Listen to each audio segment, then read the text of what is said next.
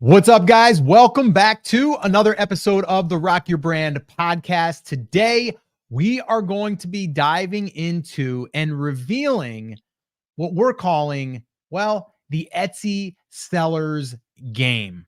Because, believe it or not, what we're doing right now is playing a game. At least that's how I feel. And, the way I look at it is Etsy, Amazon, eBay, Google, YouTube, doesn't matter. They're all platforms and they all have their algorithm and they all have a goal of providing information or products to the person that's searching. And the way I look at it is, it's kind of like we're playing a game and figuring out like how we can actually beat the algorithm in a good way or beat the Etsy algorithm so we can get more views and get more sales. But really, it's all about, how do we do this and how can we gamify it? Because we should be having fun doing what we're doing, right? We should be having fun. And that's what I really kind of reflected on this past weekend. So I was taking a walk and I was like, why do I love business so much? And I said, you know what? Because it's kind of like a sport for me.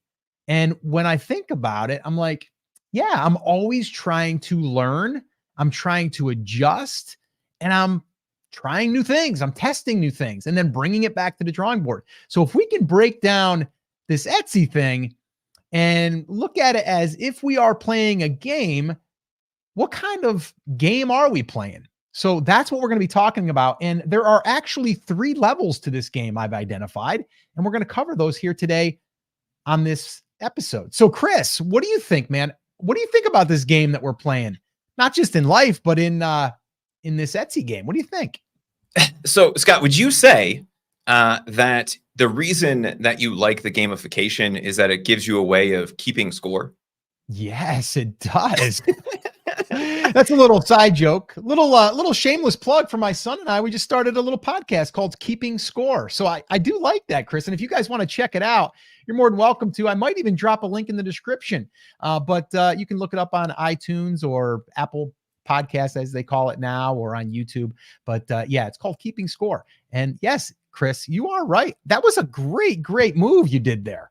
That was great. I'm an unapologetic shill. What can I say? I think, I love the gamification of this. And even though I would consider myself the Luigi to your Mario, even though we're wearing colors reversed, right?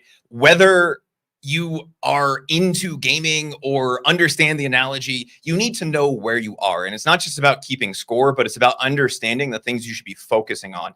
And Scott, that's really what happens at different levels, right? Whether you're talking about sports as a game and amateur versus professional, you need to have different levels of skills. Whether you're talking about going through and playing something like Mario, where you learn different things that you can do as you play the game, if you can figure out where you are, what level you are, then you know the things that you should be focusing on to level up, get to the next level, and keep growing your business. And it's not to say that if you're in that 3rd level that you shouldn't be looking at things in level 1 or 2, but those are the foundational things that you need to learn before you really want to move on to the other things. So I think approaching it this way makes it really easy. And one of the questions that you and I get all the time, Scott, is how do I know what I should be doing next? I think this is a really good framework for people to understand and be able to slot themselves in and say, right now I'm at level 1. If I want to get to level 2, here's the things that I should do. If I'm at level 2, here's the things that I really need to focus on before I move on to some of the level 3 stuff. So I really like this framework, and it gives us a little bit of a way to have some fun with it. Yeah, no, I think anytime that you can gamify something, it makes it more fun. And it also makes you understand, like, you're not supposed to start something and be pro right away, right? It's like a lot of these major league baseball players, pro athletes, they have to start with, the introductory little, T-ball or Pop Warner football, right? It's like you have to start here. Maybe it's in a church league for basketball, like whatever, right? You have to start somewhere. And as you start to develop skills, you start to level up.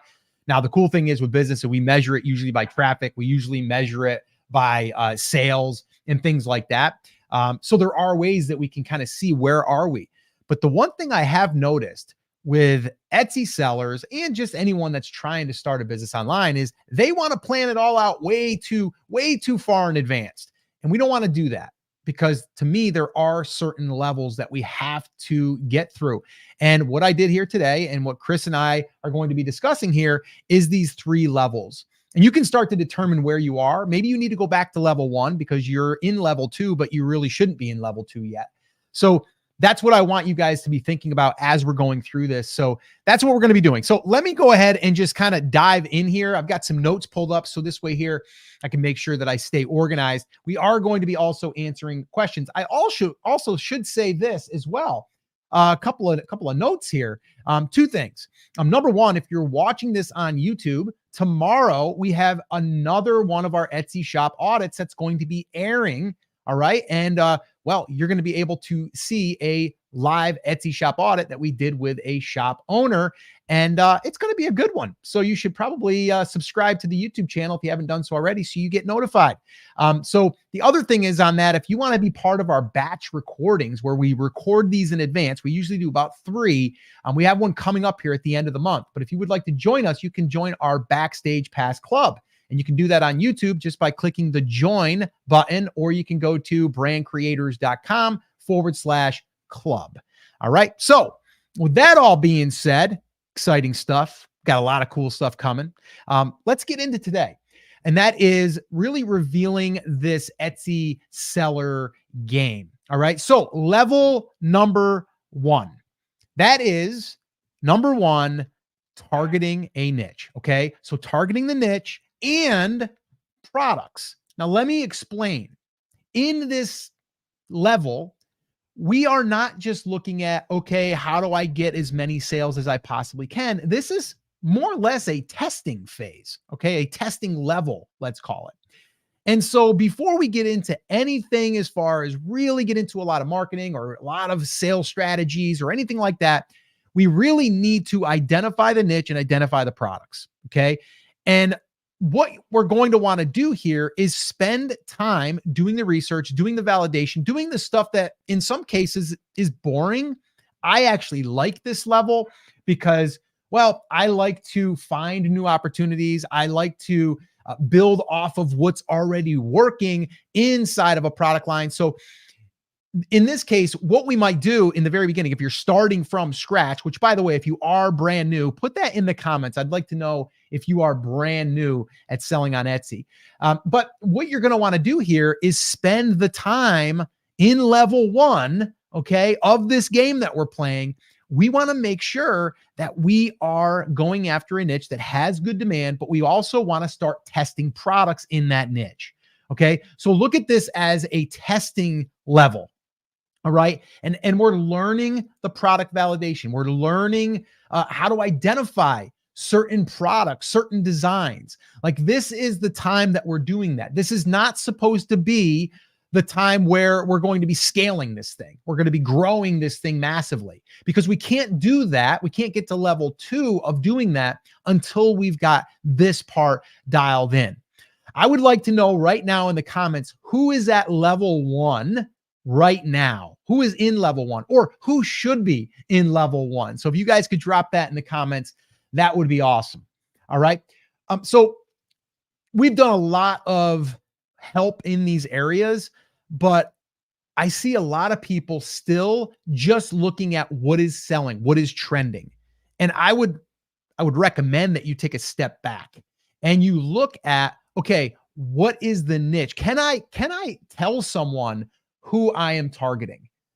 We recently, what was about a week ago, I actually did a little email that I wrote to my list, but I was actually going through what had recently happened to my wife's brand that basically was a result in us focusing on a niche, but then also focusing on a product line. And this is because we've already been through this level 1 of establishing a niche, really validating it, and then building out product lines. Okay. Now you're always going to be building on your product lines, but you also want to get that foundation set. But what I shared was, and this is really important, this is why it's so important to build a brand, to focus on a niche, focus on product lines, is I believe it was on Sunday, I think it was. And my wife said to me, she said, "Did you send an email out today?" And I said, "No." And she said, "Wow, I'm getting some sales and I'm getting multiple orders." on or multiple sales on an order. So someone's buying more than one thing. So I dug in and I think that they were running the $5 special or something on Etsy. They were running a $5 for the gift mode thing that they're doing, right? And so I was like, well, that could have something to do with it. Okay. So they're driving traffic. I didn't pay for it, right? I mean, yes, we're running Etsy ads, but I think only one sale on Sunday came from an Etsy ad. The rest came organically. But here's the kicker. You can see inside of your orders, you can see, okay, number one, how many things that person bought. So in this case, we had 3 orders that were 2 sales in that order. So there was 2 things that sold.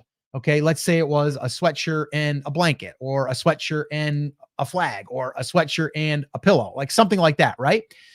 But here's the other cool thing is Etsy will show you if that person is a repeat customer. They'll put a little orange star on the order.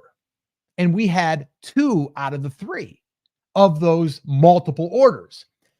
And the reason why I'm sharing this with you is because, once again, we were in level 1 a while ago. We were able to validate the niche. We were able to test certain products, see which ones worked, which ones didn't work, right? And then build on that now. And now we get to move into level 2, okay, which we'll talk about here. But if we weren't able to do any of that stuff, okay, building a brand inside of a niche with multiple products, okay, if we weren't able to do that, we wouldn't have had those results. We wouldn't have had someone buy more than one thing, because a lot of people out there right now on Etsy, still to this day, by the way, okay, I just had someone just the other day that went through our 1, 2, 3 pod fast track training, and they said, I am tired of chasing the trends, and because they were taught by someone else still in 2024 that's what they're advising them to do. Okay. We don't advise that. What we recommend is building a brand, focus on a niche, and focus on creating product lines and adding to those product lines so people can come back and buy again and again and again. And it's way easier to make more money when you have more products to sell to the same customer. All right. So level 1 is all about really mastering niche validation and finding those sub niches if you can. All right. And then building out product lines or testing products that can be your product line in level 1. So that right there in itself is going to take some time. This isn't something you're going to start in a day and then know it by the end of the day, right? Or in a week. This is something that's going to take some time. And this is part of the Etsy seller game. Level 1. How many of you are in level 1 right now? Put it in the comments. Chris, what do you want to add to level 1, the game of Etsy? So the question that I would have, and I know we've gotten it at least twice in the chat, Scott, is how do you know? So let's say you are in level 1. How do you know that you're in the right niche or that you're testing the right kind of demand? Is there an easy way for people to understand that what they're focused on right now in level 1 is going to help them get to the place where they can level up? Yeah, well, I think it comes down to looking at the niche that you're in, okay? Looking at the customer, okay? So I always tell people, and this is something that we teach inside of our 1, 2, 3 pod fast track, is you want to think to yourself about one customer, okay? That one customer purchased from you today, okay? Do you have other opportunities of products that customer could buy today? Okay. Are there enough products that they could add those to their order? Secondly, are there new products that you could create that you could sell them a year from now? Okay. And so those are some questions that you're the only one that's going to be able to answer this. But the validation piece in this is looking and seeing what have they purchased in the past, or what other products have they purchased together. So you might find an Etsy shop that does exactly what we're saying.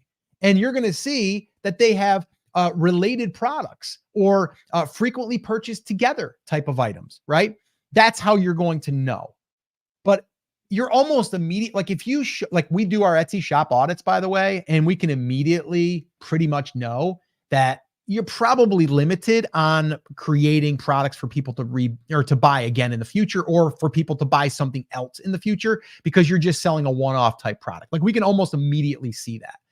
But usually if that is the case, we can also find sub niches. Okay. And we actually did that for the one that's going to be airing, or actually it aired last Thursday. So again, we'll drop that in the description. Make sure that you check out the shop audits that we've done and that we're going to be doing, because they're very, very helpful. But we were able to find that this one Etsy shop was selling, and she was making all of the stuff herself, right? And she was only focusing on that. But then we did a little bit of research. We did a little bit of, drilling down into her niche. But then we said, well, wait a minute here. Could we take what you're doing and create some other products that are related to this product? And the answer was yes. And she could do it print on demand and not have to do them herself. So a lot of times the answer is right there. You just have to, number one, put yourself in the customer's shoes and see, is there other items that they would want to buy? And then also looking for validation on other products that have purchased, even if they are, well, if they're products that are not being sold by the same brand, but they're maybe there's a t-shirt brand that sells a shirt that's in your niche, or a sweatshirt, or maybe two, but that's all that they do. But then they sell random stuff. But then you find another shop that sells a different one and they get a lot of sales. That's validating using multiple shops, not just one shop that's selling to one customer. So hopefully that made sense, and maybe that helped you out. Yeah, it does. And I think for people, we had a couple people asking, how do I know if I'm in level 1? Like, what is the definition of level 1? Level 1 is where you're trying to figure out, one, if you don't have a niche, what your niche is, right? And then once you've gotten that figured out, testing different products to figure out what the demand is and if that will support your eventual income goals. Once you really have a way of coming to, let's just say you're coming to Scott and I and saying, I am in the bass fishing niche, right? Here's all of my products. Then you can say that you are solidly in level 1. But until that, you're kind of building your way through that level. Does that make sense, Scott? Yeah. Absolutely. Okay. So, and some people, like you said, Chris, were wondering what level 1 is. And I think, we've covered that. But for me, it's like, think to yourself right now. And I always use this analogy because I think it makes sense. You have a shop that focuses on wedding stuff. Okay. And someone walks into your store, like literally comes into your brick and mortar. If they go in there and they're looking at, let's say, a wedding dress, there's probably a lot of other accessories that could be purchased by the bride. They could be purchasing for the wedding party. They could be purchasing for the groomsmen, right? The flower girl, right? The ring bearer, like all of these things that go along with it. Okay. So there's a lot of things. So what we want to do is put ourselves in that customer's shoes. All right. And the way that I would also look at it is there something else that I'm missing? Is there a sub niche that I'm missing? And for all of you out there that are like, Scott and Chris, what are you talking about, this niche thing? Isn't it niche? No, we're going to go with niche today, guys. Okay. And I just wanted to throw that out there because I know that we've probably already got some comments, Chris. But you guys know what we're talking about. Oh, yeah. It wouldn't be alive if we didn't. I'm going with Nicho from now on. I think we'll just go with the Spanish. Yeah, there you go. Okay. Chris, are we ready to move on to level 2? Let's do it. Let's level up. We should have a sound effect to go to level 2, like the games do. And I remember, I forget what it is in Mario, but I used to play Super Mario Brother back in the day on Nintendo 64. If anybody has played Nintendo in the past, drop that in the comments. I'm just curious. Am I the only one? Am I the only old guy here that's played Nintendo 64 with Super Mario Brother? That was fun. We used to get different levels, and you get so mad when you got to a level and then you had to go back and get through the certain levels to get back to that level. That happens sometimes in Etsy or in Amazon or in eBay because they change the algorithm and then they reset us. We got to go back to the drawing board. It still happens, but it's part of the game. All right, let's go into level 2 here. Okay, so now when we advance into level 2, okay, and let me just tell you what level 2 is. By the way, level 2 is really amplifying. Okay. It's amplifying what we have in our products, maybe in our reviews, It's really taking what we have and now bringing awareness to it, bringing more attention to it. And this is what we call marketing. Okay. This is where we start to look at our marketing and we start to make sure that we've plugged any holes in our marketing. Okay. And I'm talking like marketing is traffic and sales, but there's so much that we can do for traffic, even if we're just talking right now with the basics, right? We want to make sure that once again, we're practicing and we're learning, let's say SEO. Okay. So we're going to do a little bit of research. You might watch some of our training where we break down the SEO basics, what is necessary, what Etsy says that we should use, and make sure that we get that dialed in. That way, we've kind of learned that skill, we've practiced that skill, and now we're using that skill and we're applying it to the game, right? We're applying it to our listings, okay? Because if we don't do that, we're not going to get as good of results, okay? Now, that's just one example. We might say, okay, what else can we do to get more attention? Because we've exhausted all of our SEO stuff. So we kind of huddle up like we would if we were on a team, and we'd be like, all right, guys, we got the SEO thing going, but what do we do next to get more attention? Well, wait a minute. Did we go ahead and set up our internal email triggers that Etsy gives us access to? We haven't. Let's do that. All right. So now there's not a ton we got to learn other than how to do it, which isn't that hard. And then we have to actually do it. And once we do it, guess what? We put it into the game and now it's working. And now we can look at the data. It's kind of like running a play, right? You run a play in a sport, let's say basketball or football, right? We run the play and then we see what happens. And after a little while, doesn't work or it's not working as good. Maybe we need to take that instead of it 10% of a discount that we're going to give for our abandoned carts inside of Etsy. Let's make it 20%. See what happens. Cool. Little adjustment on the board. We plug it in. We give it a test. We see what happens, right?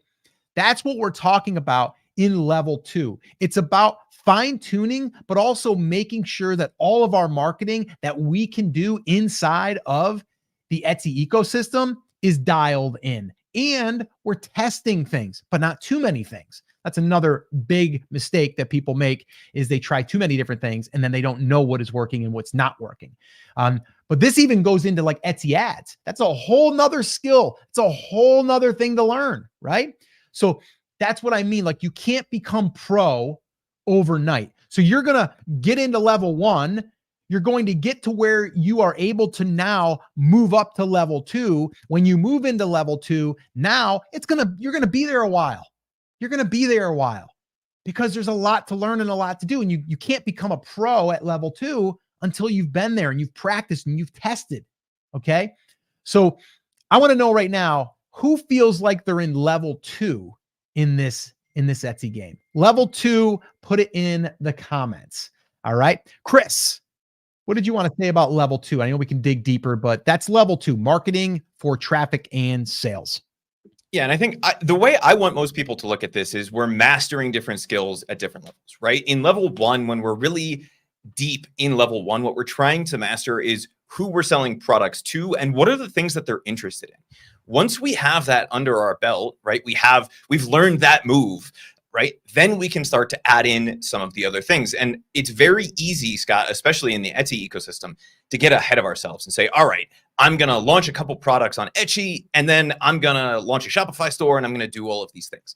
But if we take it in this approach, then once we've mastered who we're selling products to and some of the things that they really want, we can check off that skill. It doesn't mean we're not going to go back to that, but it means it's something that becomes native to us. It's something we've learned, something we've mastered. So when we go to launch products, we don't have to think about who's going to buy it. We don't have to think about what are the things that somebody might like or not like.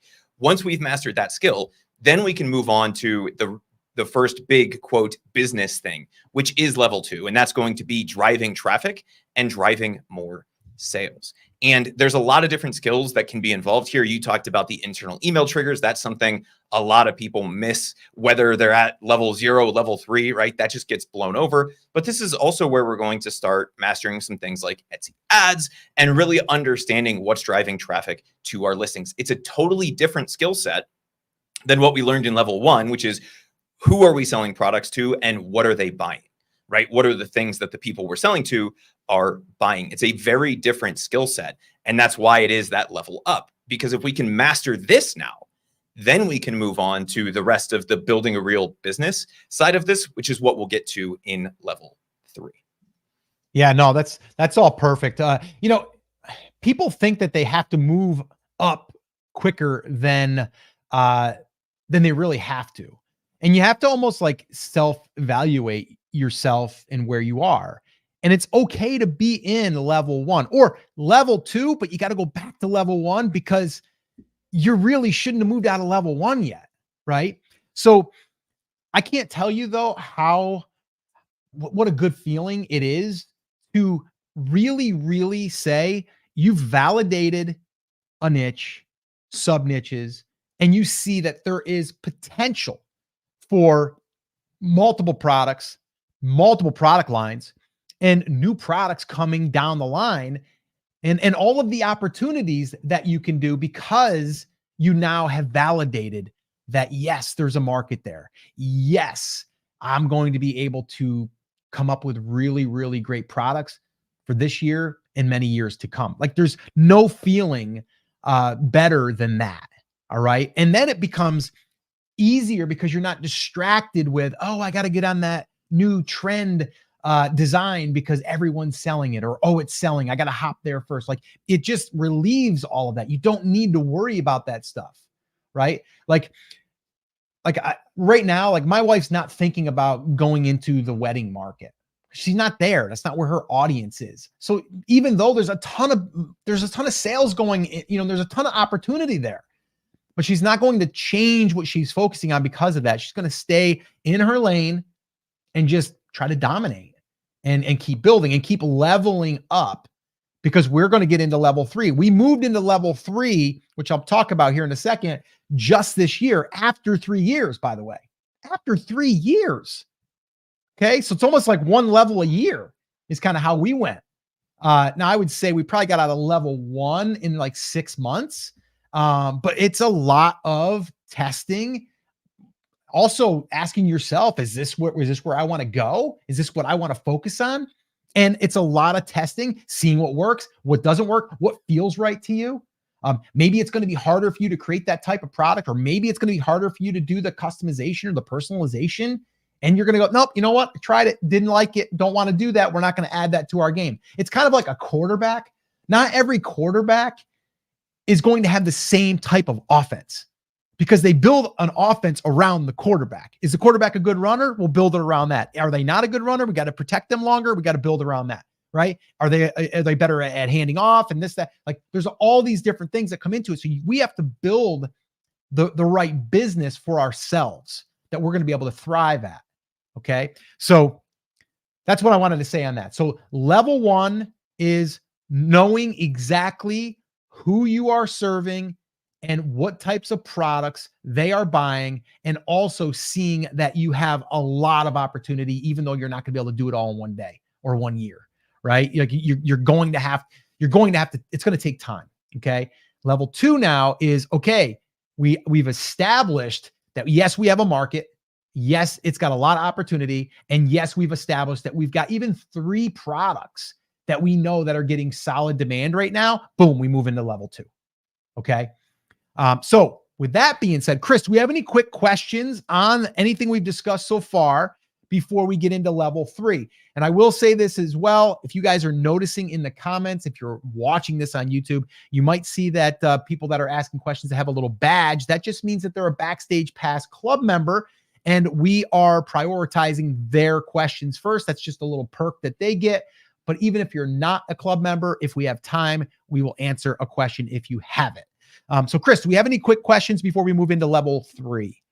No, I think level 2 was fairly straightforward. And it's not that you're never going to do some of the level 2 stuff when you're in level 1, really trying to understand what the niche is and the things that they're buying. And when you move to level 2, it doesn't mean that you stop creating new products. It just means that's where the focus of your business is, because that's going to be the thing. Mastering that thing right now is going to be the thing that grows your business the most in this moment. And we have a lot of questions about, all right, let's talk about level 3 so I can figure out where I am. So Scott, if you're cool with it, we can go ahead and try to level up right now. Now, I know all the Mario nerds in the chat are going to yell at me for this, but I did find a sound effect. It's power up. It's not a level up, but we'll go with that.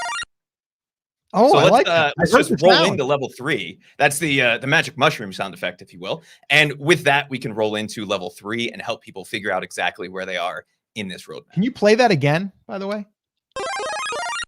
Okay, there it is. I'm going to go ahead and level up. That's actually the mushroom. I do remember the mushroom, by the way.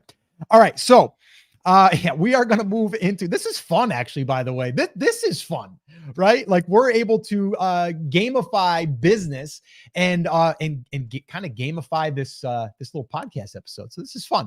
I'm bringing back some good memories too. So level 3, okay? Level 3 now is we've got all of the internal marketing stuff done. We've got it figured out. We've learned it. We've got a good handle on that, right? And now we're like, okay, I've done all that. I know that my products are getting good demand. I know that I've got my Etsy ads dialed in. I've got my SEO dialed in. I've got my my follow-up dialed in. I've got my coupons dialed in. Like, I've got everything going. My review system's all in place. I got everything kind of working, right? It's like, cool. Kind of maxed it out. Yes, I'm going to be creating new products and all of that stuff. Yes, we're still going to be doing that. But moving into level 3 is all about external marketing, okay? External marketing for traffic and sales. Now, there's kind of 2 parts to this. External traffic to bring people over to our Etsy shop, okay? And then the second part is external sales and traffic that don't go on Etsy. So it's more or less like building out your own website, building out your Shopify store, doing all of that stuff.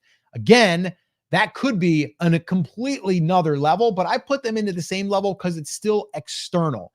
And really where I would start with the external as far as level 3 is something that would also contribute to the sales on Etsy.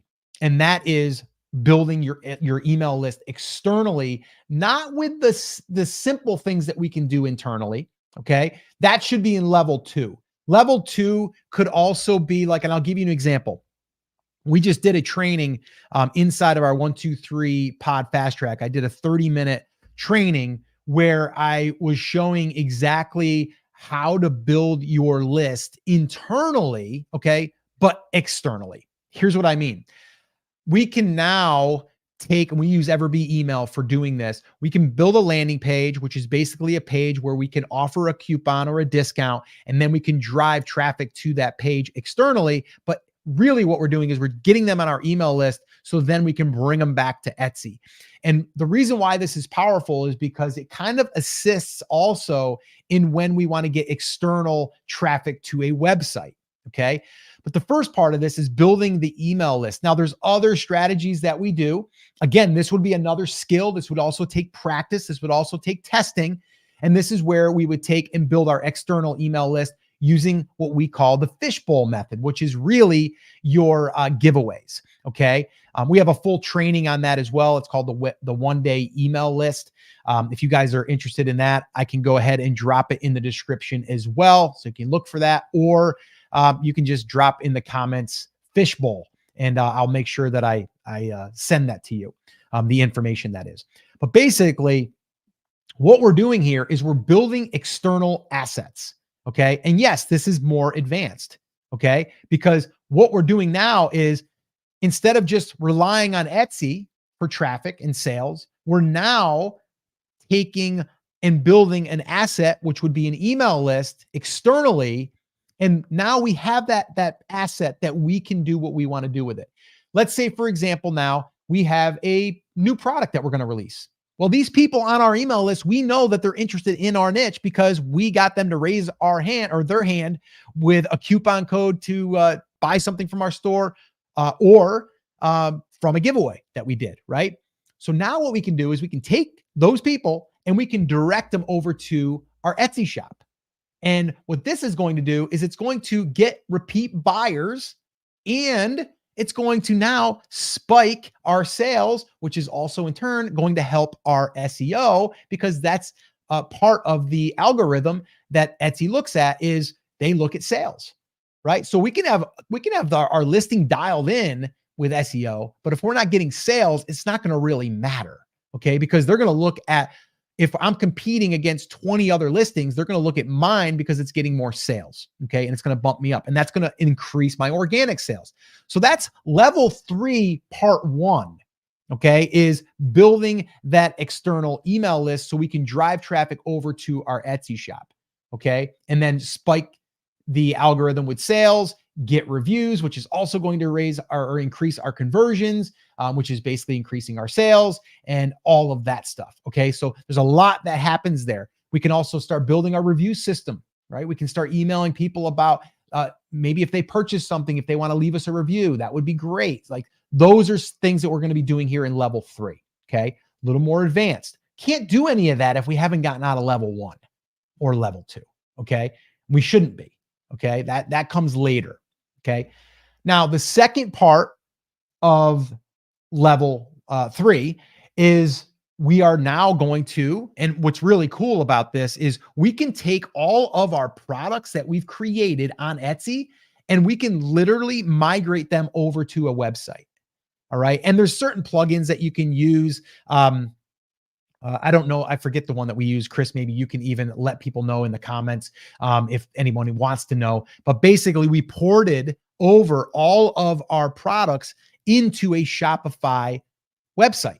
Okay. And what this basically means is now if Etsy said, hey, you know what? You can't sell on the platform anymore, we're kind of protected over here in a sense. Yes, we're going to lose their traffic. Yes, we're going to lose the sales that we're getting there, but I haven't lost everything. I still have I have a backup over here. Even if I didn't use it yet, I've got it, although we're going to use it. Okay. So that's one thing that I would do in level 3 is I'd make sure that I'm getting all of my products out of Etsy and ported over into a Shopify store or something comparable. Okay. Because that's going to protect you and it's going to take those assets. Because if you don't do that, guess what? If that day comes that you do get shut down for whatever reason, it could be random. Sometimes you don't even know, right? We're going to have to now recreate all those listings and you're probably not going to do it. So that's kind of like step 1 in step 2 or phase 2, I would say, of level 3 is where we're just kind of making a backup there. But then what we can do is with our email list, we can decide if we want to drive sales right off of our Shopify store. We can do that now. Okay. We can also now get picked up in Google search. We can also start to learn and practice and test Google ads. We can do Facebook ads, right? So those are all things that you would be doing in level 3. Okay. And that's an advanced level. Okay. Part 2 of that level is definitely advanced. Okay. But that's level 3. Okay. And if you don't get there for 3 years, you don't get there for 3 years. Okay. We literally just did that this year for my wife's brand. Okay. So you don't have to do it right away. Although I would say I would have done it sooner as far as porting over the products just to be safe, just to sleep a little better at night. Okay. So that's level 3, is really focusing on the external assets and traffic and sales. Chris, anything I left out there? I'm over here laughing because you guys may or may not know some of the behind the scenes stuff here, but we have kind of a rough outline and then we each kind of look at our points, right? And in mine, Scott, I actually broke this down into 2 sections too.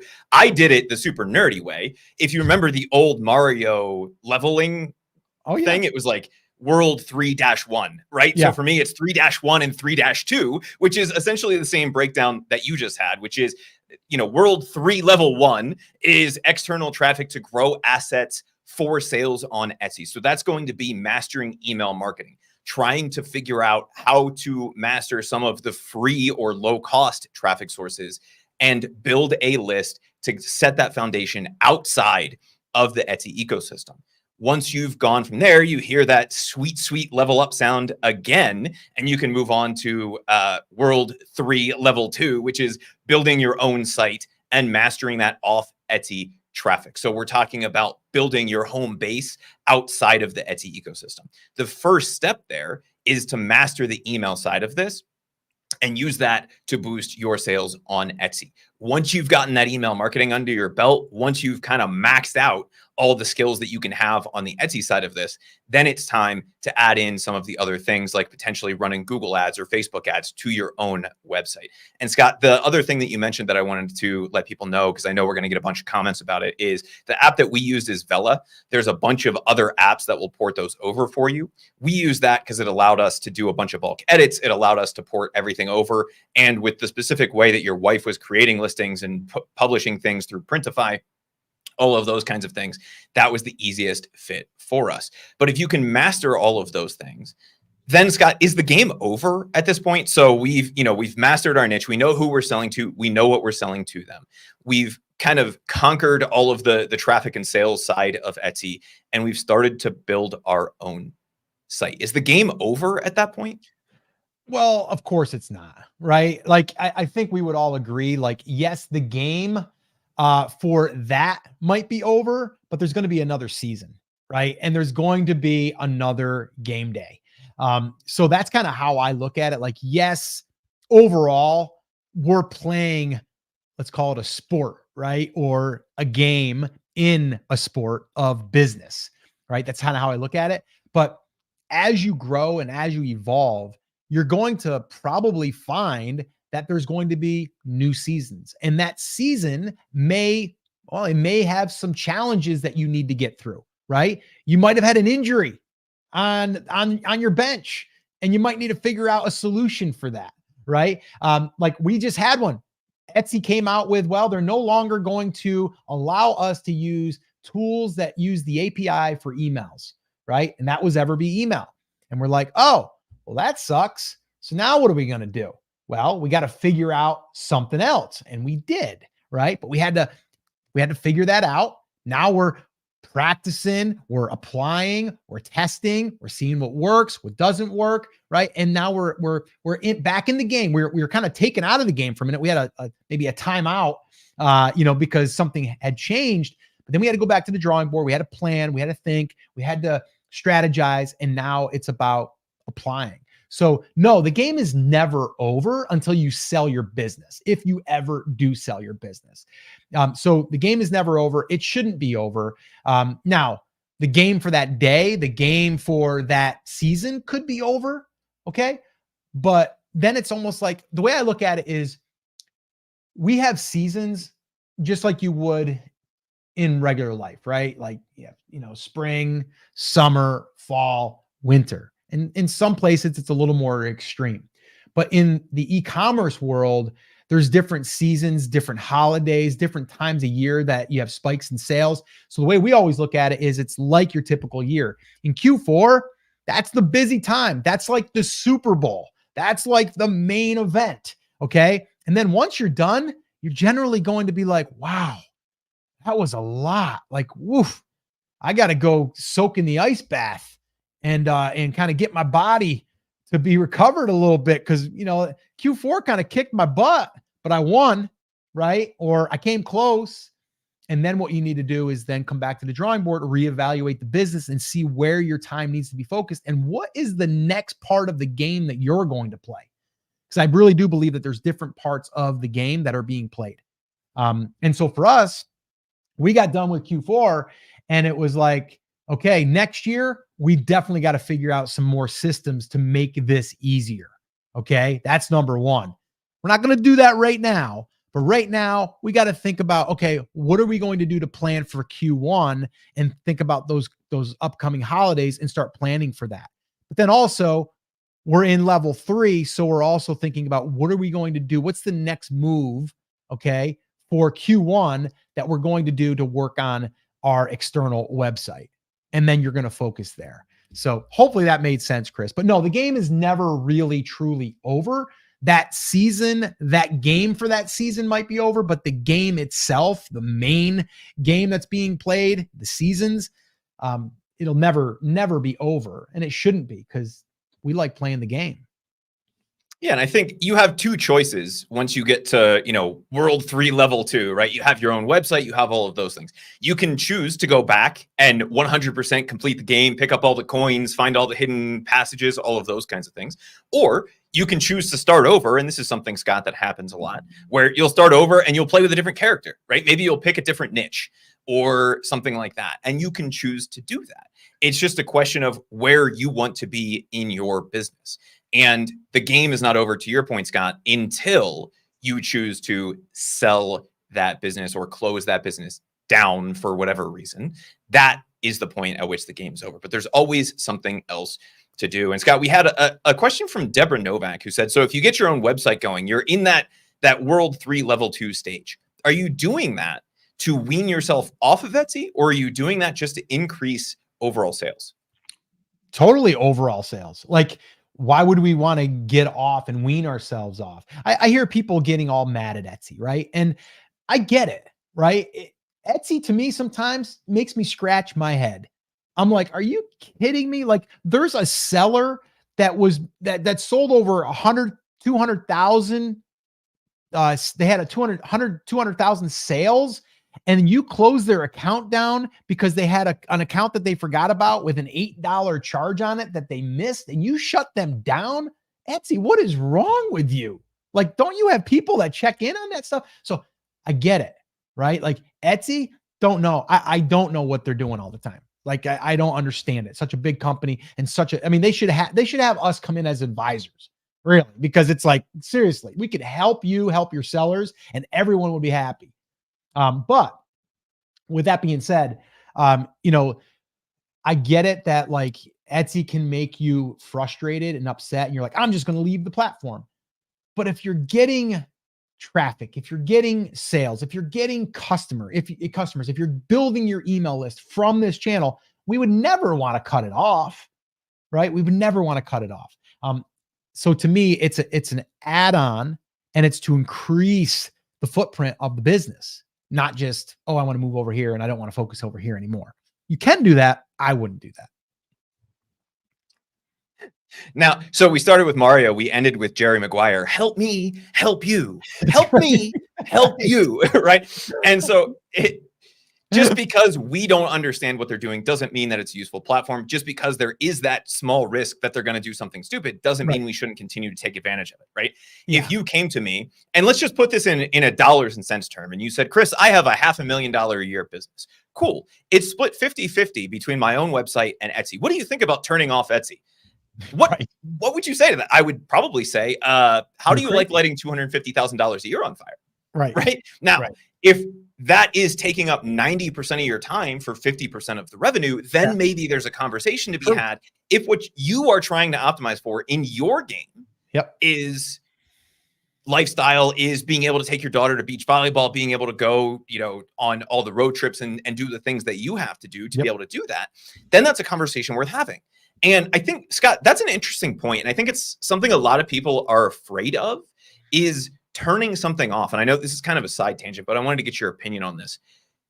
Is there ever a reason where you would say, I'm going to stop doing this social media thing, or I'm going to stop doing this channel of my business because I'm just not seeing the return on it for the style of business that I want to have? And how do you know when that has happened in your game? No, I think that it's an individual thing, personally, I think. But I also think you need to look at your efforts. And we literally did that with one of our audits. And she was doing a lot of stuff. And it feels like because you're doing a lot of stuff, you're busy, right? You're doing all this stuff and you're promoting the business. But if you really zoomed out and you seen where the money was coming from, or where your time was best spent, I think that's the key there. Then you identify that, and you would probably stop doing the other, right? Because if you're doing all that work and it's making $250, but it's really not making $250, it's only making $20,000, but the other one's $250 and it's making $200, you're probably going to get rid of the other one. You're like, if I could free up that and then go over here and spend more time here to build this out, that makes more sense. So I think it's really you evaluating what you're spending your time on and kind of like what that time is worth to what you're working on. So hopefully that helped there. Hey, Chris, before we move on to any more questions, though, I did want to kind of bring something up. Currently right now, we do have a training called 1-2-3 Pod Fast Track. And right now, depending on when you're watching this, if you're watching this live or the week that it's live, you can get it at a discount.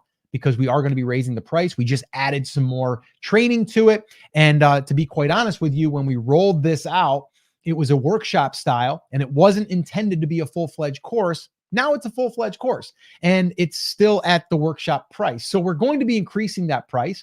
But if you would like to get it at a discount, you can go to brandcreators.com/123 and you can get access. And even if you do go there after we have raised the price, it will most likely still be very, very affordable because we're not going to be charging $1,000 for a course. We're always going to make it affordable for you.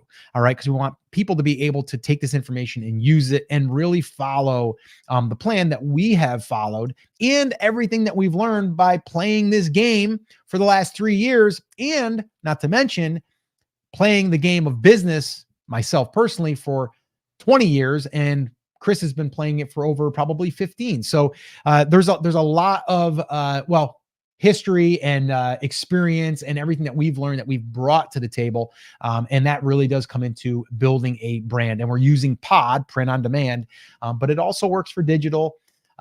We have people ask that all the time. Like, what about if I sell digital products? Can I still do, the training? And the answer is yes, because we talk about building a brand with product lines and also the marketing to allow people to see it and buy it in the future and follow up and all of that good stuff. So if you're interested, brandcreators.com/123.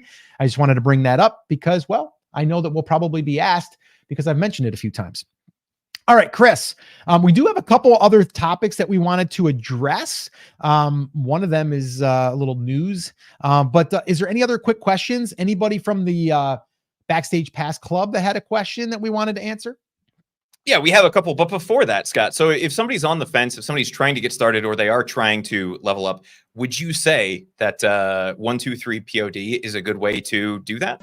Well, yeah, because it's going to give you the foundation, the building blocks, and it is basically level 1, 2, and 3. You know what I mean? Like it's going to give you all of that. So yes, little self-promotion here, but to us, I mean, we put a lot of time and effort into it. You can also go over there and read some of the testimonials we've had from people that have already went through it. So, yeah, I really feel like we created the blueprint, that you can follow. If you don't want to chase trends, that's the other thing. If you're going after trends, not for you. We're not about that. If you want to go try to find the next hot product, not about that. It's really about focusing on the brand build.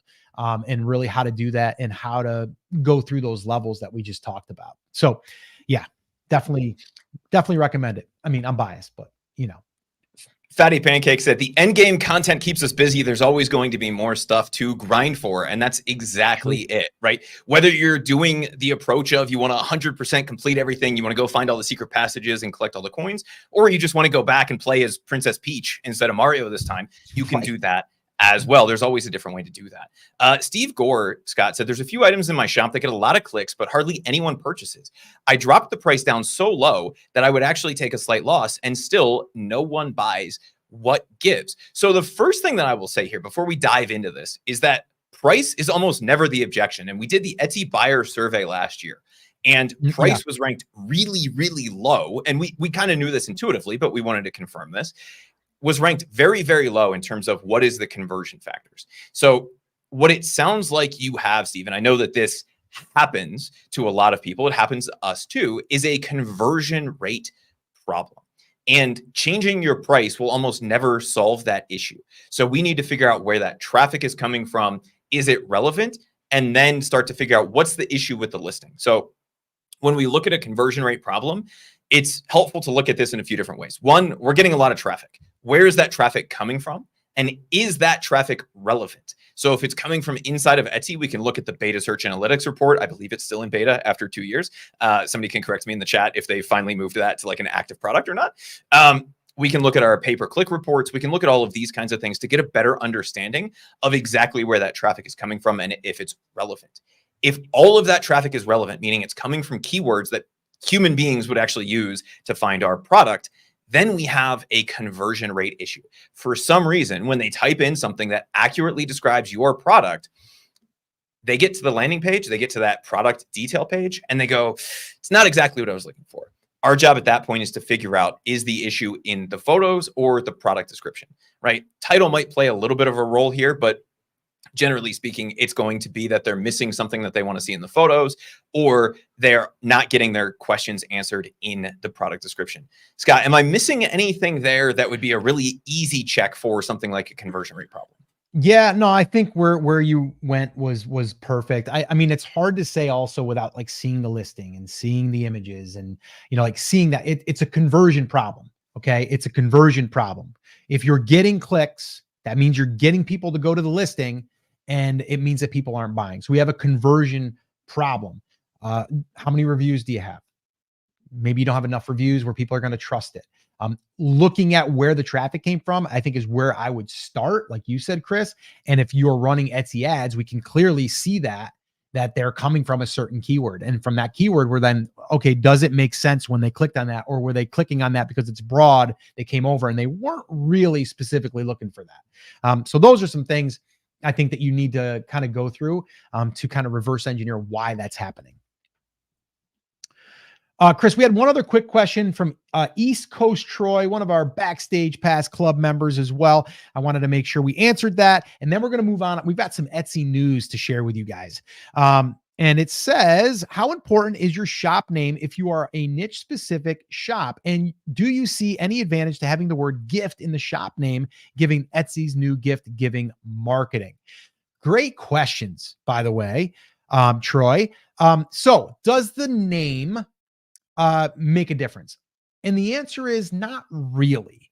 Okay. The only thing that I feel that the name could benefit you from is congruency. So if someone comes to the shop and they see your name and it's related to what you're selling or you're in that niche, then it makes them feel like, oh, they specialize in this. So I'm probably going to get what I came here for. So it's just more of a congruency thing. Now, there's no evidence of us saying like, well, if you put what it is you're selling, like, so if your shop, if you were selling wedding stuff and you had wedding in the name, would that help you be discovered for wedding stuff? It could. I don't believe putting gift in the title is necessary, or in the shop name. Now, with that being said, moving over to your listing, if you put gift in there, yes, I do believe that is going to have some advantages now that they did roll out the gift mode, because now that's another identifier for Etsy to know when they index your listing, and now it can be placed in their gift guide. So that doesn't mean it's guaranteed, but I would want to give them at least the signal that my product is giftable. All right. So that's kind of what I would say there. I wouldn't worry too much about the shop name, other than I would try to make it make sense that if someone came in that was looking for wedding stuff, they're going to see that the name is related to wedding, something like that. Anything you want to add to that, Chris? Yeah, I think the biggest trick there is just that your shop name, that's not going to make or break you in your niche, but it is going to confirm to somebody who's looking for something, right? Yep. Chris's Bass Fishing Corner. Anybody that's looking for bass fishing stuff is going to go, okay, they sell bass fishing stuff, right? So it gives you that little bit of conversion rate boost. Gift in the shop name, not really going to make a difference. Everything we've seen so far from Etsy in terms of gift mode seems to indicate that they're looking at the same ranking factors that they're looking at organically, just for the gift related version. Yes. So like including the gift wrapped option, including gift, if it is giftable in your title, tags, description, somewhere in the listing, that stuff would increase it. But at the shop level, probably not. And Scott, we had one other question here from Sue, who said, I'm beginning a lot of clicks for patterns for my items. Should I turn those off? Right. So if I'm selling, a duck pillow, I'm getting a lot of clicks for duck patterns. If you don't sell the patterns for that, then yeah, I would turn those off in your ads. It doesn't mean you're never going to show up organically. Not a lot you can do about that other than just make sure that the word pattern is not in your listing anywhere. But if Etsy doesn't have enough search results that include pattern, they may include you just to get a little bit of that crossover. But if you're paying for it and it's not relevant to the listing, that's when you would turn that off. Yep. All right, cool. So guys, have any other questions? Drop them in there. We're going to be still hanging out here for a little bit. We've got two things that we want to cover, two things in some Etsy news that we're going to be covering. Before we do get to that, someone brought something up to my attention the other day. It was actually, I think, on our last live stream.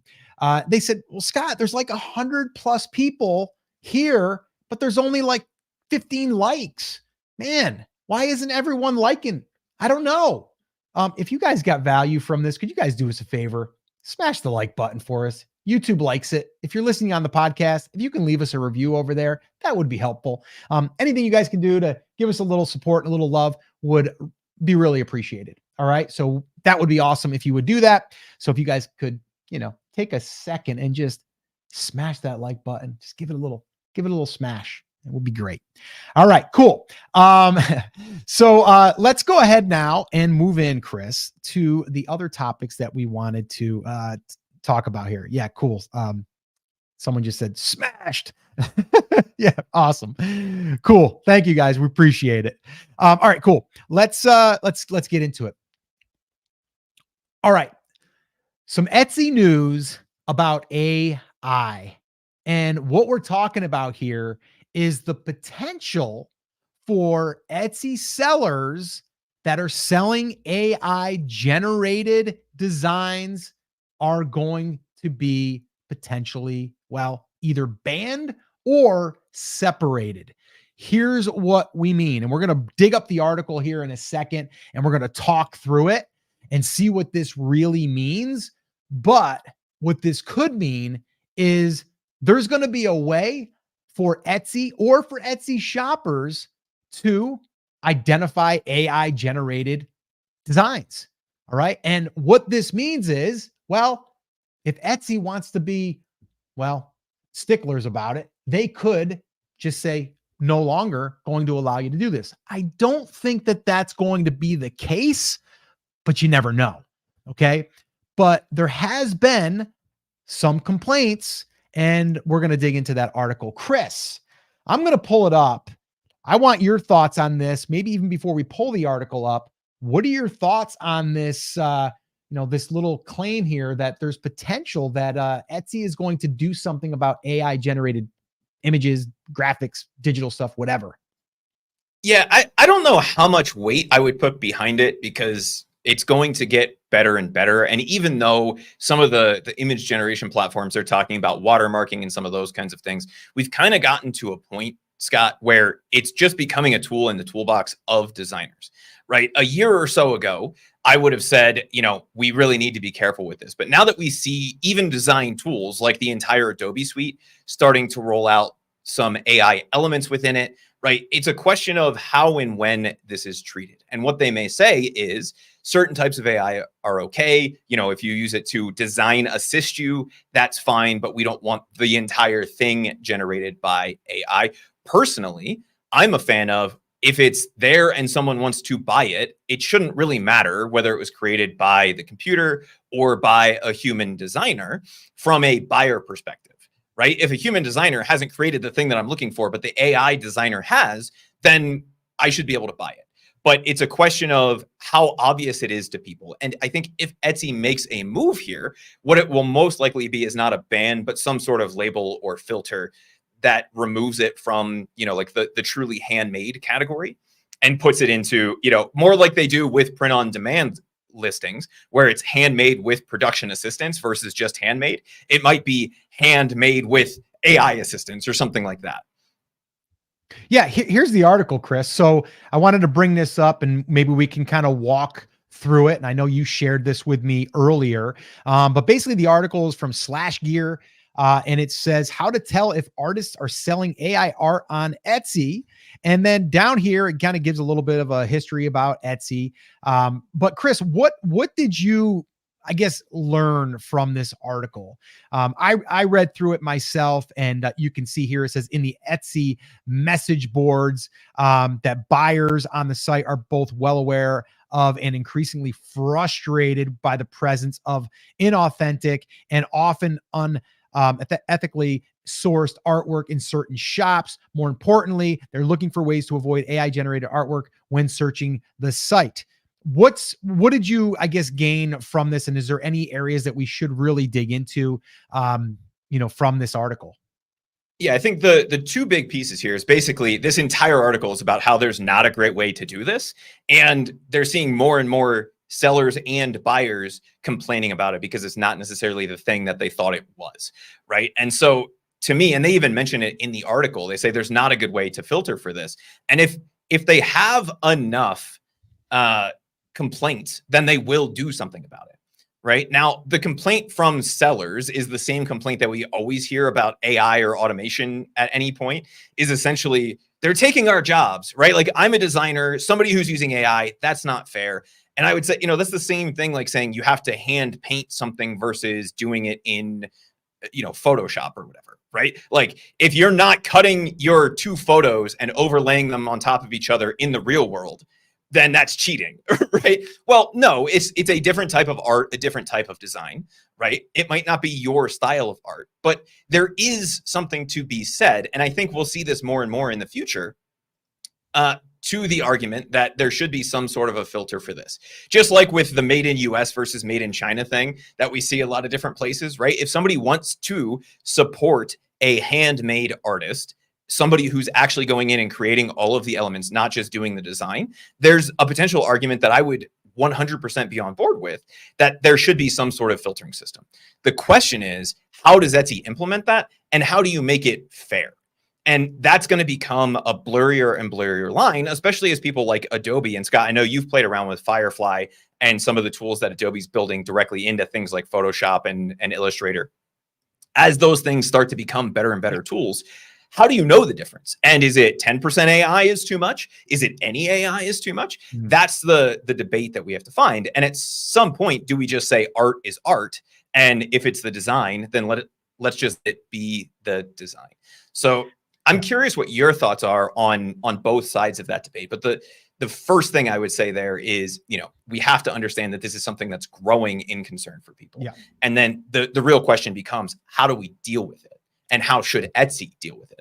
Yeah, and I think that is the question here. And I mean, even looking, kind of going through the article as I was trying to highlight a few things there, and I'm going to try to pull that back up. But like here, like, what's the ways to potentially identify AI generated artwork?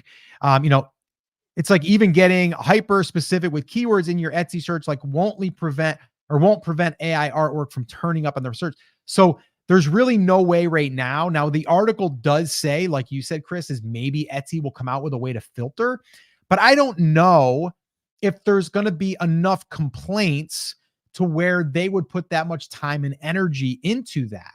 Right. That's what I'm kind of thinking here is like, if they're getting enough complaints, then yes. I'm curious in the comments right now, are you for AI generated images for your designs or for using on Etsy, or are you against it?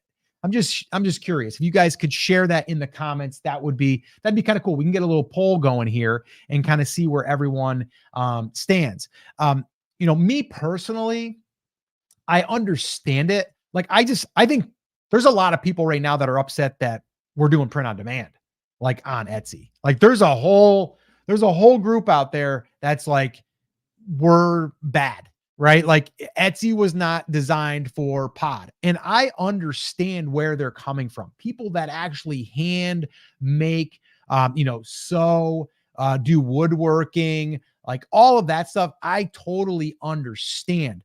But what they need to understand is there wasn't enough out there for that platform to survive. So for them to make these other exceptions and still have you abide by these rules of handmade or, designed by, it's still, if it's done right, it's still where we can have a platform that does allow creators, artists, people that are craftsmen to be able to show their expertise. And I do believe that someone that designs their own work is, a good, a good shop or a good business to have on there, even using print on demand, because print on demand is just a service that is, for us to be able to offer products without having to have the inventory and offer it on certain things. I'm not for just slapping up some AI and, just launching it. Now, could you argue and say, well, then just make a section where it's just AI art? Maybe that's what they'll do. I don't know. Maybe that's something that will be offered, but you have to also look at it from Etsy side, if they don't do something that's going to allow the platform to grow, they're not going to be able to survive. And then that means everyone's out, right? So that's my thoughts on it. I think there is a balance, and I get it. But I mean, look at this. Look at all the Taylor Swift stuff. Look at all of the new, her with Kelsey, Travis, and like all of these things that are happening. All of the celebrities that Disney stuff. Like, look at all of that stuff. I'd be more mad at that than I would be for like AI that is done right, without it being just like, oh, you just cookie cuttered and just slapped up a whole bunch of stuff and you just cluttered, the platform. So that, I would say, we got more of a gripe there. So one comment and then a question for you, Scott. So I guarantee you, knowing your father at some point, knowing your taste in music, came to you and said, Scott, will you shut that off? That's not music, right? Whatever, 80s hair metal, whatever it is, everybody's dad came to them and said, what the heck are you listening to? That's not music, because that's not the music they're used to. Guess what? That's art.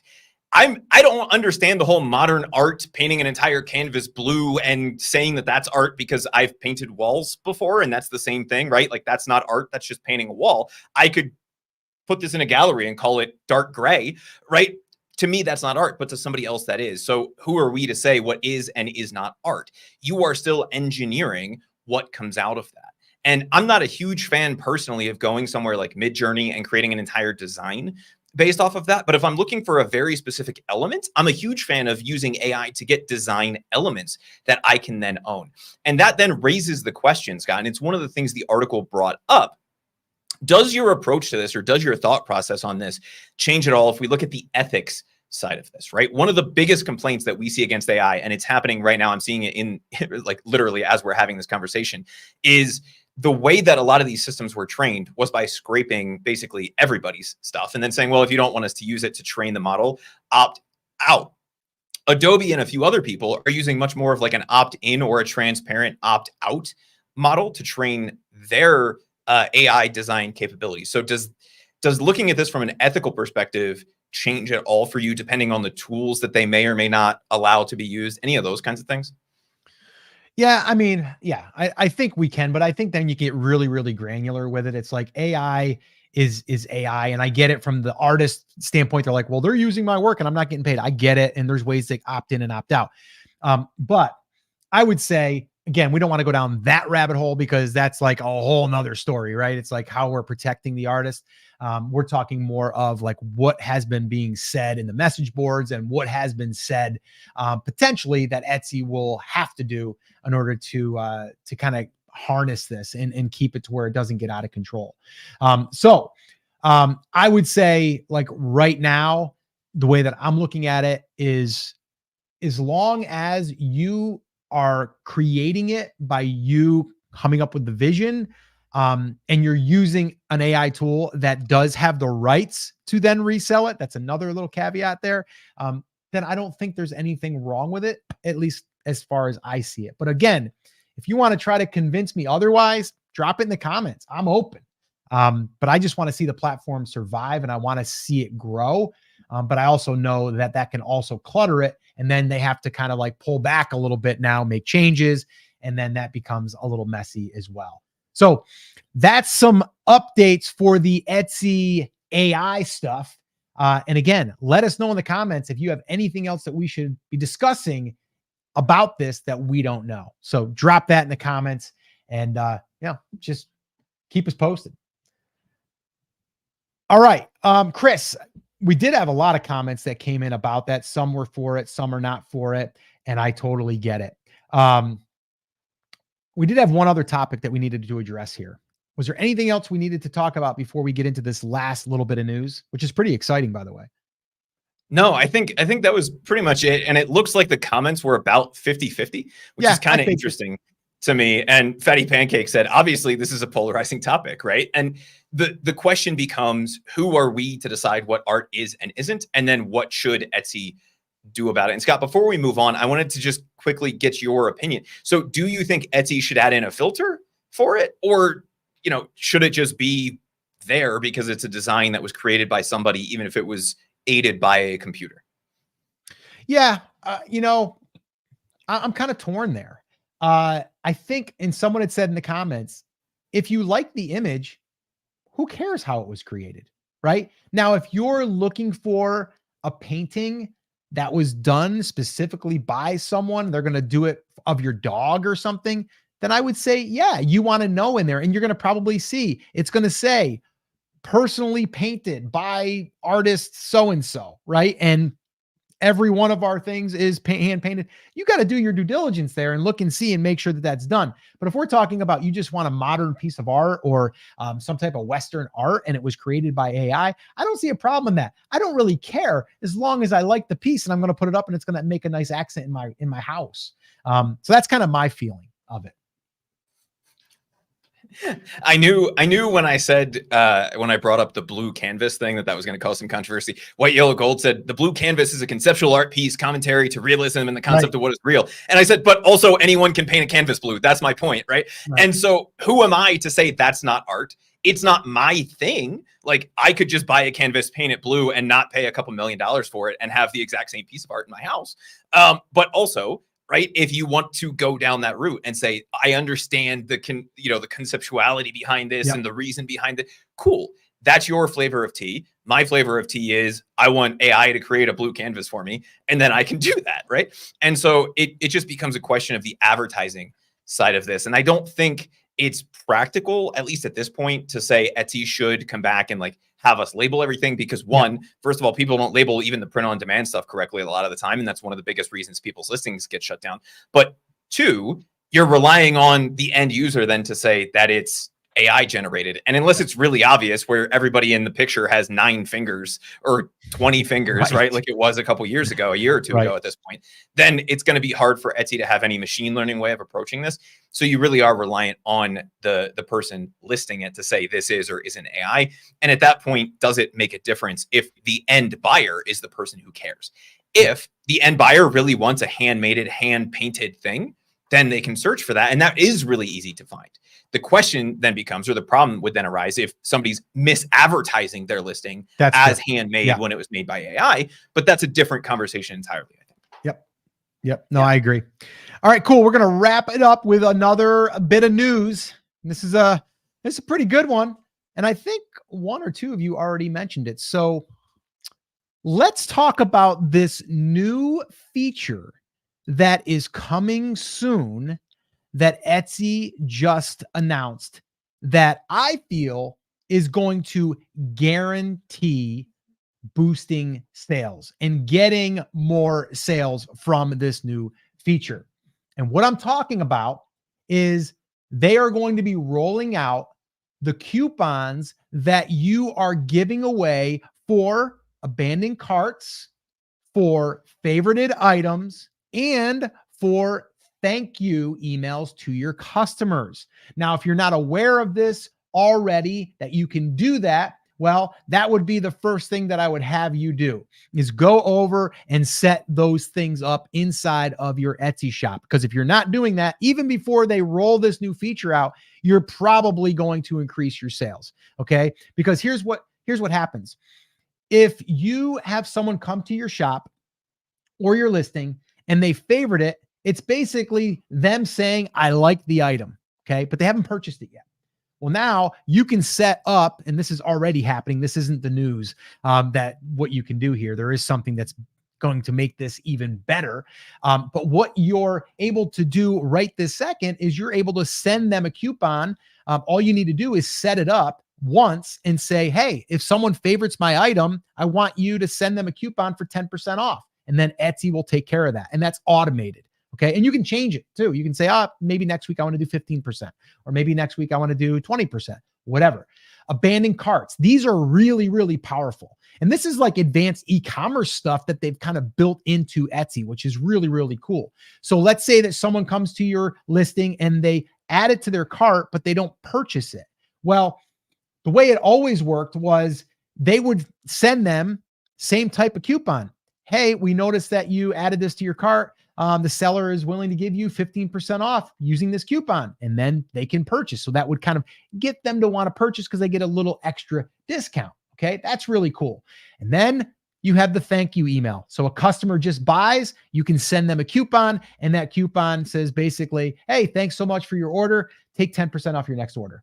That's what's already been happening, and that's already amazing. But the new coming soon, and it might be out by the time you watch this video, is this.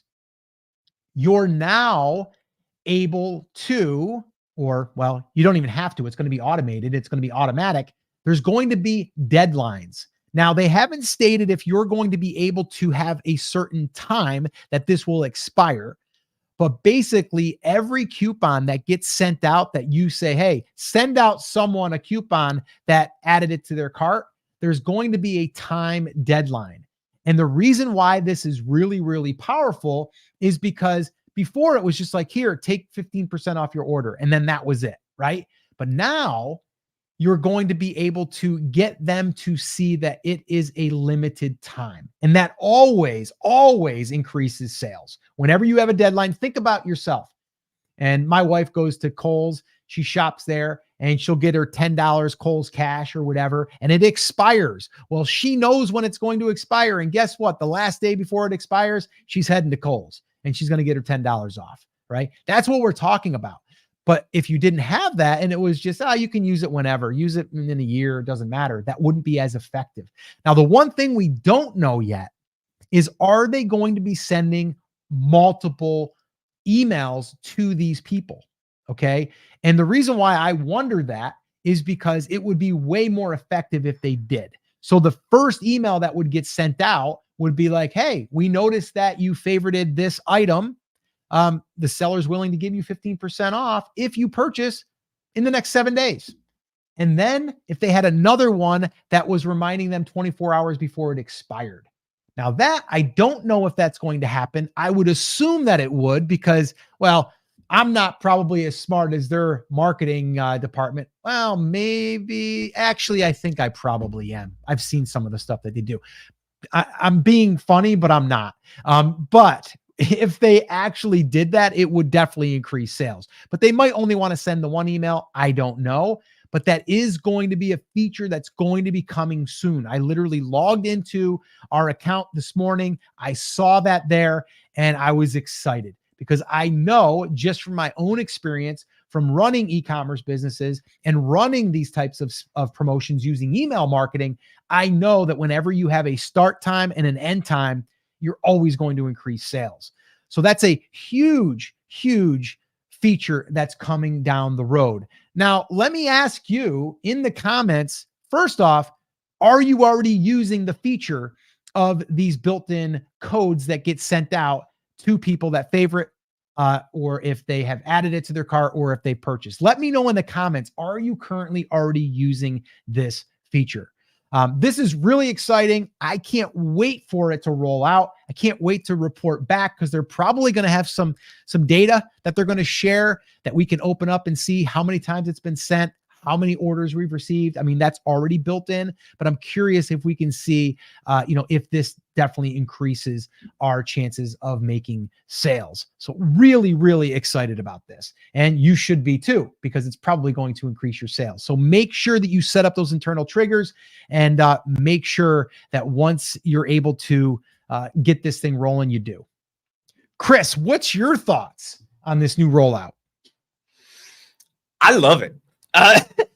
Or in the words of you, Scott, I love that. This was the number one complaint, Scott, that we got anytime we talked about the email marketing triggers or the internal triggers inside of Etsy. It was like, well, somebody could come back 6 months from now and use the coupon again and again.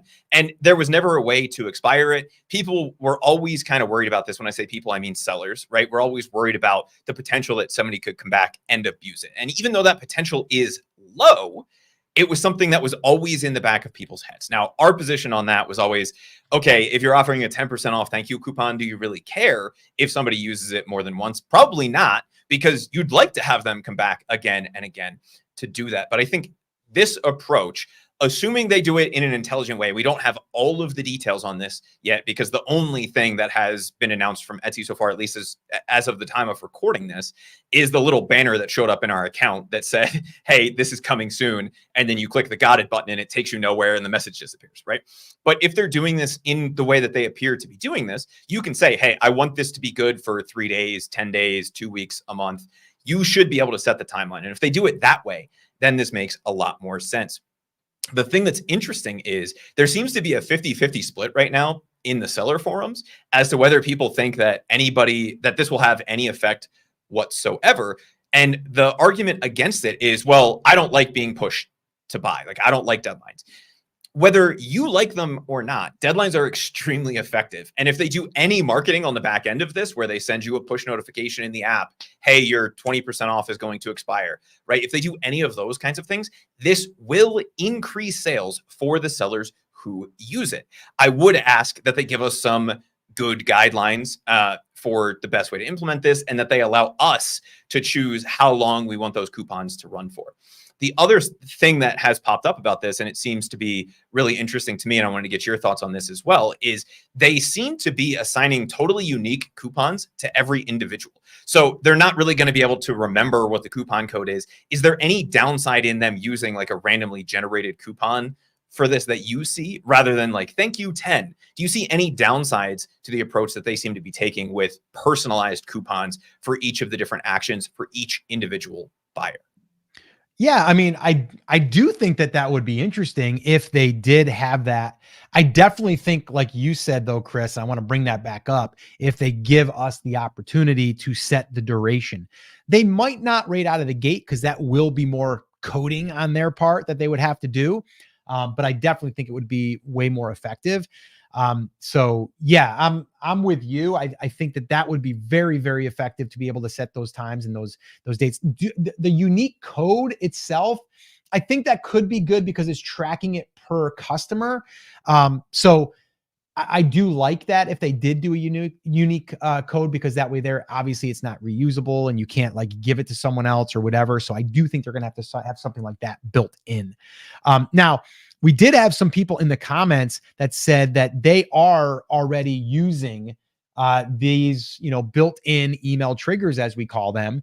And I know someone said, well, in the Etsy forums, people say, like you said, Chris, like, it's, I don't want to be pushed. And like you said, well, you're not everyone, and we've heard people that for years tell us that. But someone also said in the comments, well, I wouldn't put too much weight into what they say in those forums. It's usually not the brightest. And it's a place where anybody can go and post their opinion, and anytime that happens, you're going to get a lot of opinions. And that is the argument, and we get that argument all the time with email marketing in general. Like, I don't like getting 3 emails. Well, the reason we send 3 emails on the last day of a promo is because it works better than not sending 3 emails. Do you run the risk of occasionally making somebody crazy? Yes. But if you give the sellers the flexibility of saying, even up front, just setting that date range, and then potentially giving the sellers of setting up the flexibility of saying, hey, yes, follow up with my people, be at, even if it's an aggressiveness slider, that sounds weird, but like, be as aggressive as possible, send them the push notifications, put the countdown timer in their app, do whatever it is that you want to do with it, to, hey, you don't even remind them, just send them the coupon code, and if they use it, they use it. That would be really useful to kind of appease people across all sides. I think what they're likely to do here, Scott, is give us the option to turn this on or off. So if you want to use the old version, you can probably still do that. If you want to use the new version, you'll likely be able to do that as well, just to get that extra sales boost. But we'll have to wait and see. And to your point, we did have a lot of people saying, hey, Elysian said, I have 10% of my people repeat buying using that coupon. I know Fatty Pancakes set up the abandoned cart stuff and has had 15 sales in 21 days from setting that stuff up. And so this stuff does work. And they're doing this for 2 reasons in my head. One, they know that these coupons work. They can see all the data. And what they're doing is eliminating the seller concern, which is the concern we talked about earlier, of the shareability of these codes. And they even say in the announcement, right, we'll make sure they can't reuse or share your codes. So they're generating unique one-time codes for people, eliminating that concern, and also increasing conversion rate by adding in some of the deadlines or the countdowns. How aggressive they're going to be with that, we don't yet know. But if they use an approach similar to what they do with the sales and promotions type of stuff, that could be a really interesting way to increase sales. Yeah, no, I don't think there's any downside to it at all. I think if anything, it's an advantage, and it's a perk that we should be taking advantage of, and I can't wait for it to roll out. So yeah. Chris, do we have any other quick questions that we wanted to address here before we officially wrap this up? I know we've had a bunch of people on, and I want to say thank you guys for showing up. But Chris, we have any quick questions you wanted to address? Any of our Backstage Pass Club members' questions? Elysian said, based on your take, I assume you'll be fighting alongside John Connor when the Terminators come. That's why I'm always nice to the AI. I'm as polite as I can possibly be to Google Assistant now that I triggered everybody's phone, right? Or Gemini or whatever they're calling it now. Yeah. I'm very polite to ChatGPT. I'm very nice to Midjourney if they'll let me be. And I just hope that they save me for last. That's all I'm going to say. Fatty Pancake said, was Etsy dying before AI? Like, was the platform in decline? Not really. Now, this afternoon, they have their Q4 earnings report coming out this afternoon as of recording this. So we'll get to see kind of year over year what happened in Q4 this year. But the platform isn't going anywhere, right? Like, Etsy's not disappearing overnight. And what they're trying to do with the new gifting feature and all of these kinds of things is take a bigger section of the market and really put their foot in the ground. Because when they moved from purely handmade to handmade plus POD plus a few other things, they kind of lost that single position of what Etsy is. And so their goal right now seems to be to become the gifting marketplace. Scott, the last question I had here was from White Yellow Gold, who said, do you think they'll ever allow us to assign different amounts of ad spend for different listings? I think that is a potential, but Etsy's goal with all of their tools is to make it as simple as possible. And anytime you add in something, especially on the ad side, it makes it significantly more complex. Yeah. Is there a good way to do that? Yes. Should they use the Amazon approach, which is a disaster from a pay-per-click management perspective?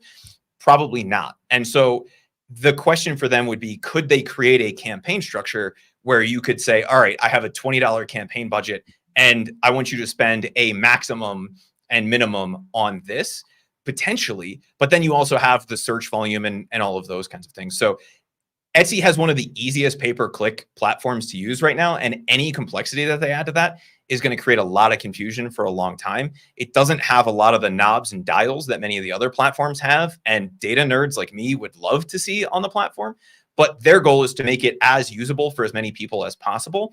And if we think about it from that perspective, and we say, okay, well, if I want to spend more on a single product, then I can just put it in its own thing and give it its own budget and have that be the only thing that I'm spending on. And so, we don't necessarily have all of those knobs and dials that we would want to have. But if we think about it from Etsy's perspective, are they ever going to do it? Probably not, unless there's a very easy way to make it obvious and accessible for everybody. Yeah. Yeah. No, I agree. I don't think they want to overcomplicate it. And I think just adding in this coupon thing is a big deal for them, because there is extra things now that people have to actually set up, click, whatever. But I think it's really, really powerful. All right. Couple last things here before we go. We just added a whole email marketing section to our 1-2-3 pod fast track training. The price of that is going to be increasing depending on when you're listening to this or when you're watching this. If you'd like to get in at the original price, you can go to brandcreators.com/123, and that will be expiring, let's see here, Sunday. So if you are interested, make sure that you head on over to brandcreators.com/123. The other thing I wanted to say is we have another Etsy shop audit that's going to be airing tomorrow. Okay. And that's going to be a fresh one. And I'm real excited for you guys to see it. It's a really good one. And we have more coming. Chris and I, if you guys are brand new, we committed to doing 52 shop audits here in 2024. And tomorrow's will be the fourth one.